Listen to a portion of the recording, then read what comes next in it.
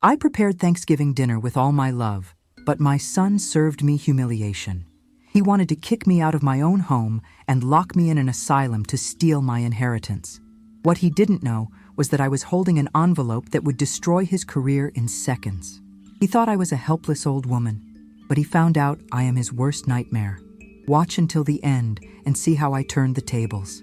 You know, I always believed that the scent of turkey roasting with herbs and the sweet aroma of pumpkin pie were the smells of happiness. For 40 years in this very kitchen in Brattleboro, Vermont, I prepared the Thanksgiving feast with hands trembling in anticipation. But today the smell I sense is betrayal, and it hurts far more than any stove burn. To you listening to me right now, look closely at my face. I am 68 years old.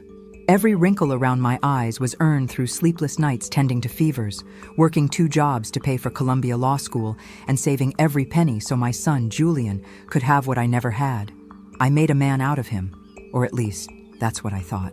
If you've ever felt like you gave your life for someone who now looks at you like a piece of old, dusty furniture, you'll understand what happened on that frigid Thursday in November.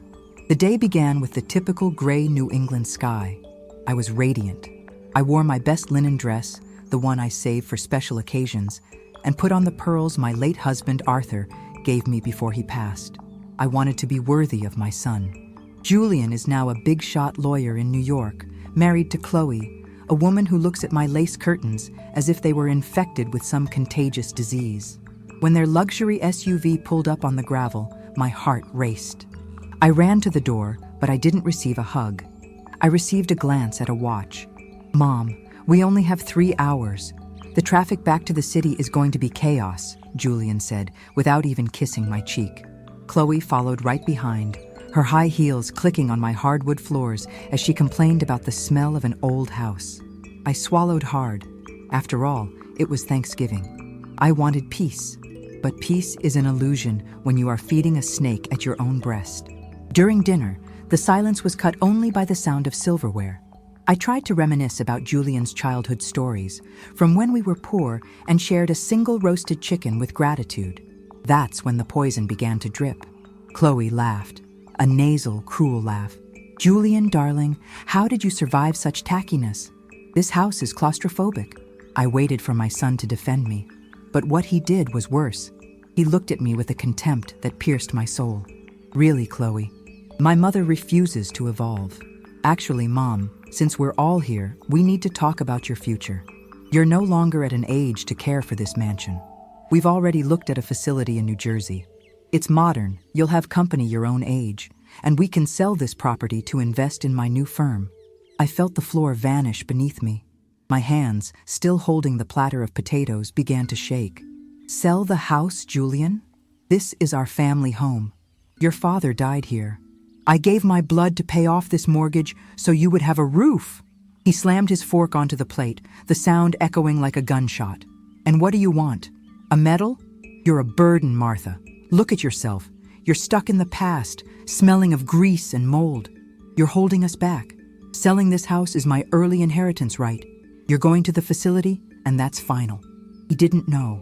Oh, he had no idea that beneath the floorboards of that office he so badly wanted to sell, there was an iron box. He thought I was just an old cook, but he forgot that I was Arthur's accountant for 30 years. And I knew secrets that could destroy his flawless career in the blink of an eye. His humiliation of me in front of that frivolous woman was the breaking point. At that moment, as he called me a burden, I realized that the woman who sacrificed herself died right there at that table, and a new Martha, one he didn't know, was born. Julian's words, "You are a burden," echoed off the walls of that dining room as if the portraits of our ancestors were weeping with us. I looked at Chloe, who wore a victorious smile while sipping the expensive wine they brought, disdainful of the cider I had prepared with apples from our orchard. To them, I was just a geographical obstacle between them and a few $1 million in real estate value. "A burden, Julian?" I asked, my voice coming out firmer than I expected. I stood up slowly, feeling the weight of my 68 years, but also a strength coming from a very deep place.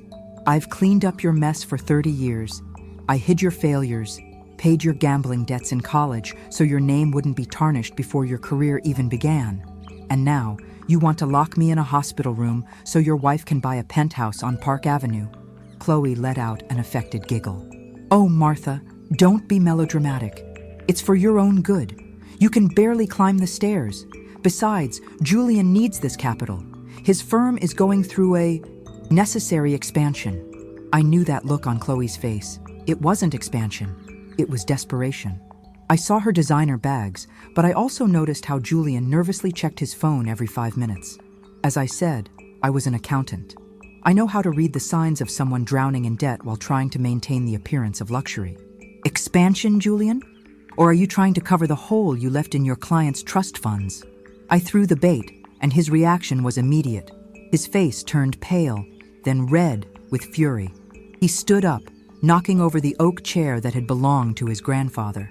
Shut up! You don't know what you're talking about. You're just an old woman living off memories and cake recipes, he shouted, pointing a finger in my face. At that moment, the loving son I once carried in my arms vanished completely. In his place was a dangerous stranger, driven by greed. We've already signed the conservatorship papers, Mom. You no longer have a say in your finances. I am your legal proxy. The house goes on the market Monday. If you don't leave quietly, the orderlies will come get you. The silence that followed was ice cold. The Vermont wind howled outside, slapping dry branches against the window as if nature itself were protesting. Julian and Chloe began arguing with each other about which real estate agency would be faster, ignoring me completely at the table, as if I were already a ghost in that house. They thought they had won. They thought that because I was a woman nearly 70 years old, I was fragile and ignorant of the laws he claimed to master.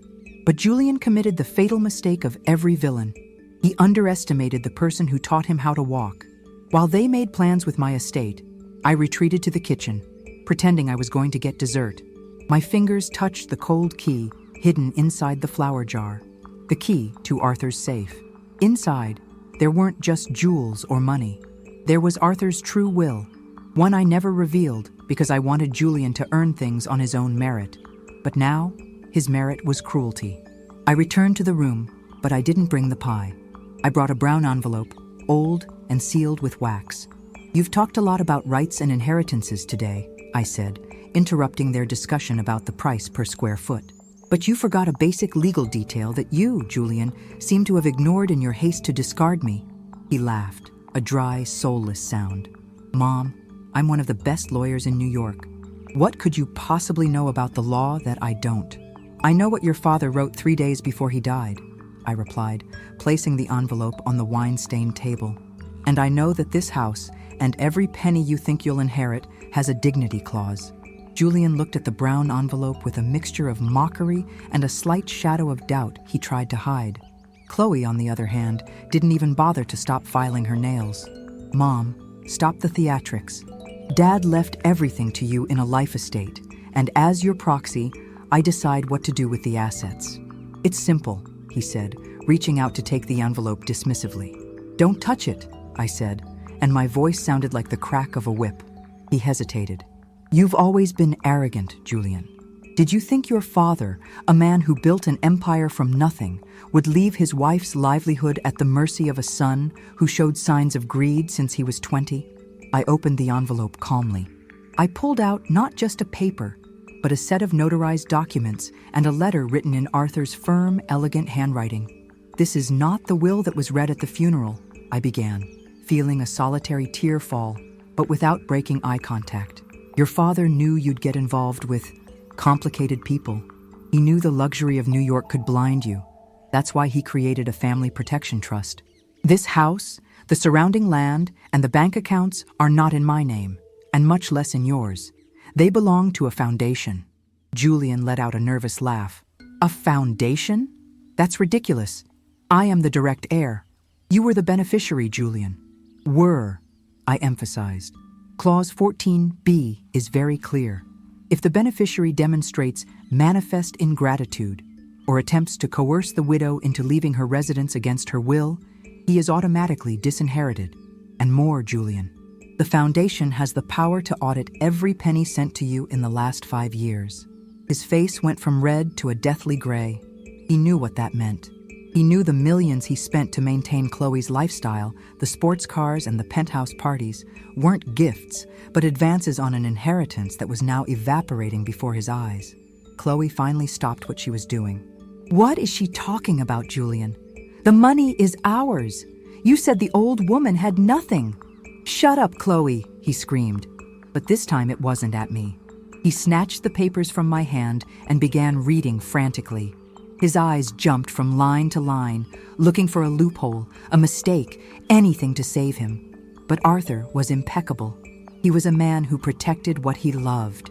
"This can't be legal," Julian whispered, his voice failing. "I'm your son, Mom. You wouldn't do this to me. You love me." I took a step forward, coming face to face with him. The smell of alcohol and desperation emanating from him was almost unbearable. I loved the boy I took to see the stars in this backyard. I loved the son who promised he would take care of me. But the man standing in front of me who tried to kick me out of my own home on Thanksgiving Day, that man I do not know. And to that man, I owe nothing. The humiliation he tried to impose on me was coming back to him like a boomerang. He realized that if I triggered that clause, he wouldn't just lose the house. He would have to pay back what he had already borrowed from the trust. He would be ruined, professionally and financially. Chloe stood up, grabbing her designer bag violently.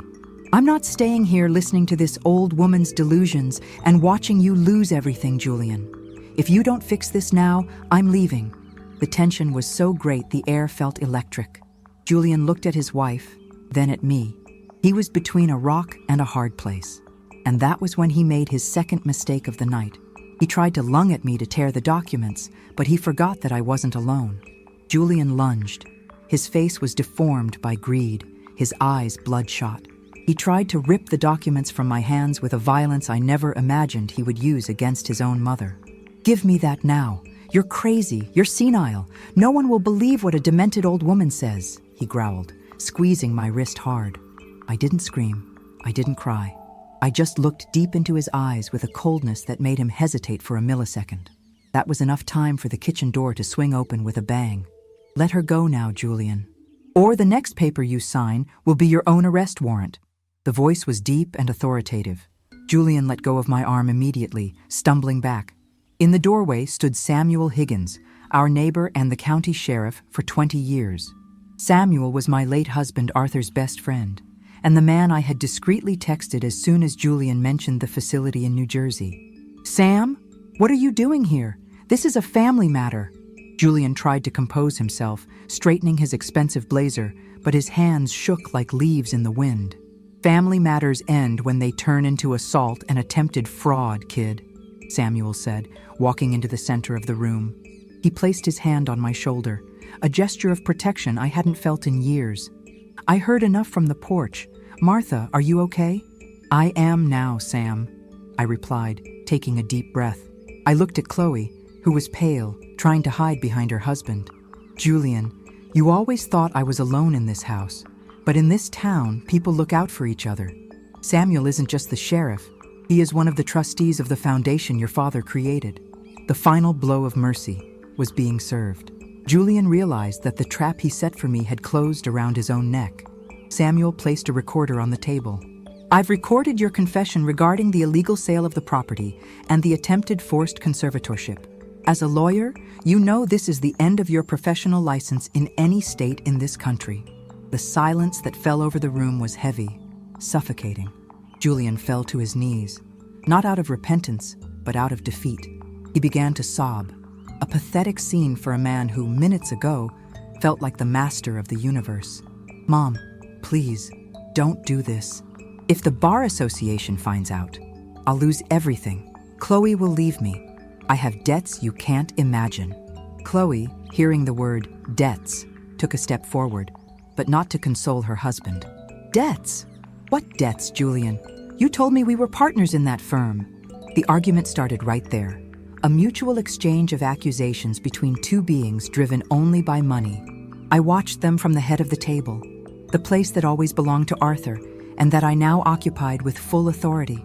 I felt a mix of sadness and liberation.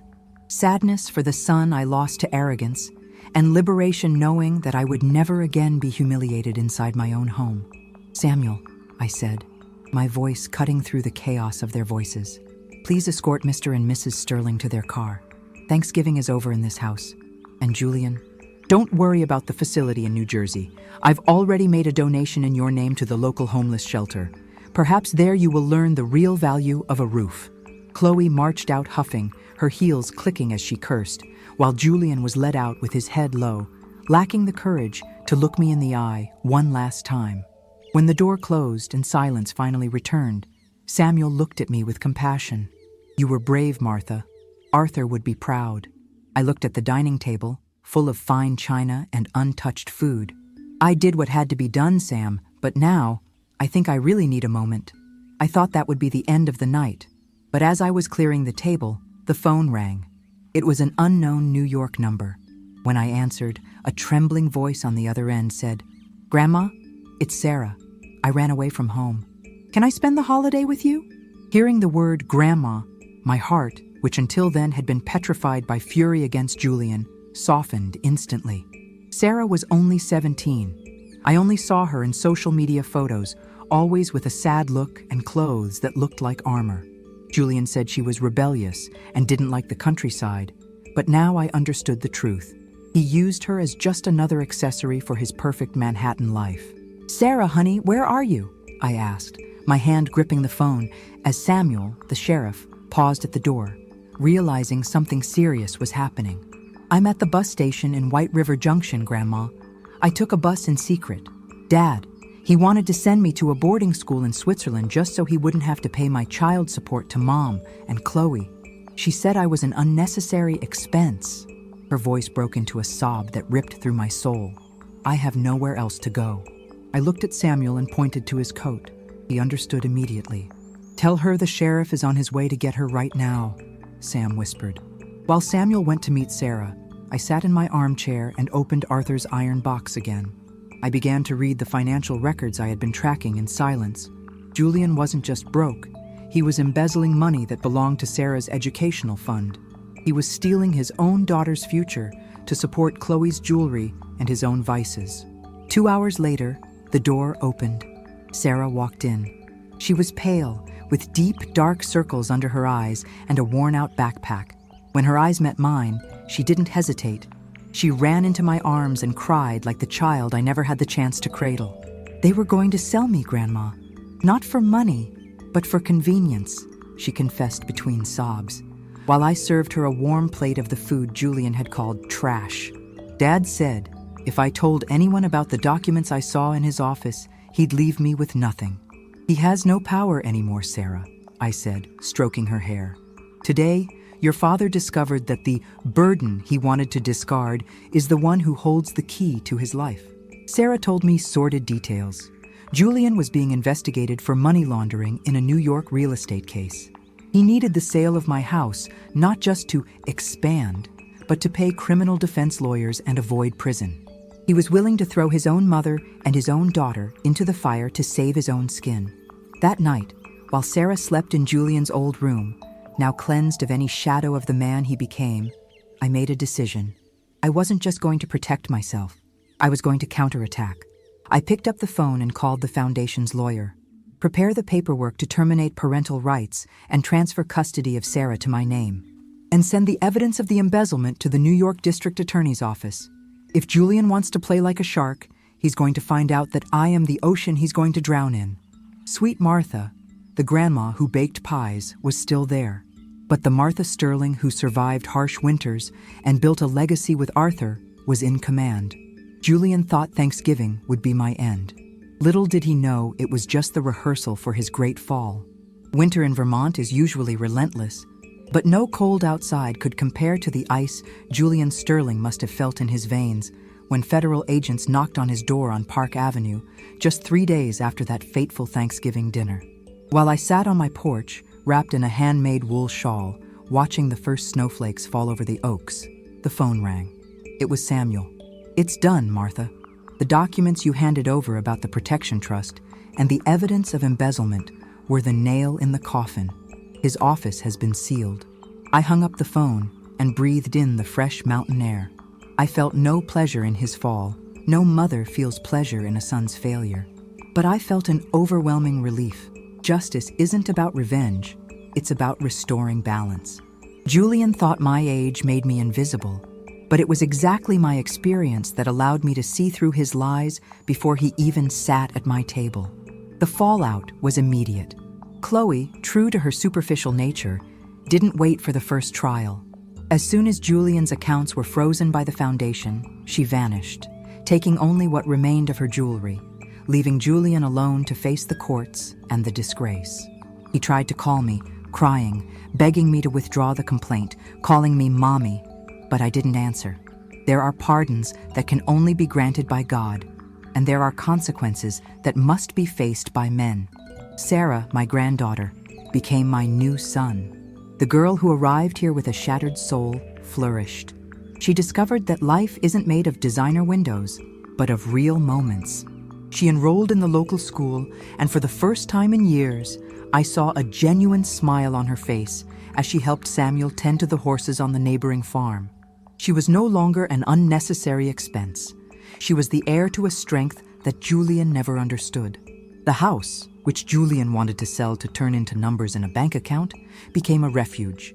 I used part of the foundation's resources to turn it into a shelter for mature women who, like me, were victims of psychological and financial abuse by their families. Today, this dining table that once witnessed cruelty is always full of laughter, stories of overcoming, and women who rediscovered that life doesn't end at 60, 70, or 80.